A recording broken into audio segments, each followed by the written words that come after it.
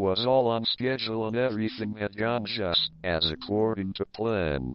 And Peter, Isaac, Cameron, and Paul all sat at the control deck of the ship, looking over the controls to check that all was normal. It was only a few weeks until they were scheduled to make contact on Alpha Centauri.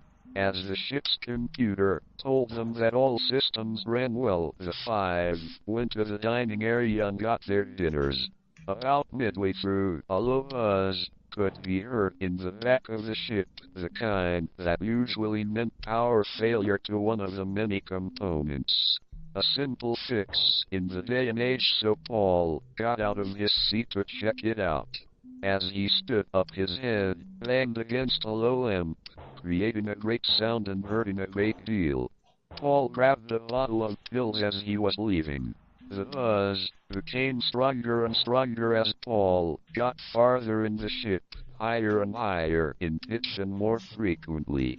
By the time Paul realized what component the failure had been in, it was too late to fix. The main airlock had failed.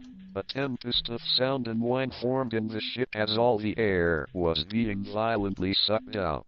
It was a miracle that Paul was so near to the Emergency Personal Assistance Capsule, or PAC as it was usually called, a sort of spacesuit which delivered all necessary substances to the human body in case they are needed for very long amounts of time.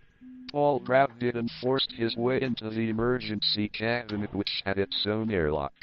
He got into the spacesuit quite slowly. It slowly dawned on him that he was now alone. There was no way that the others were still alive.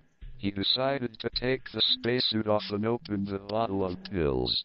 Over the next few hours he stayed alive, with a PAC's food sacks, which could be opened from outside if needed. When he had taken the last of the pills, which he was taking far in excess of need, trying to dull his senses, a sense of mania began to set in. He wanted pills. He needed pills.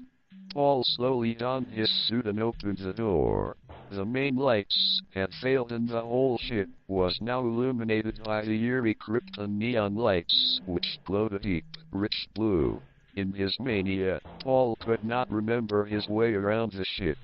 All of the medicine, largely in the form of various pills, were kept securely in baskets around the ship. However, the caps had been ripped off and the contents spilled out. A good portion of them stayed in the halls rather than flying out of the airlock. Paul first worked his way to the airlock, occasionally seeing something out of the corner of his eye. He found that the manual airlock closed quite easily, sliding shut securely, not that it mattered anyway. As he turned around he witnessed a gruesome sight. The others, all halfway into their packs, which hung near the dining area, there were many sets all over the ship. They were quite near death but somehow kept alive by the packs. They all approached Paul and he ran in search of more pills. Grav,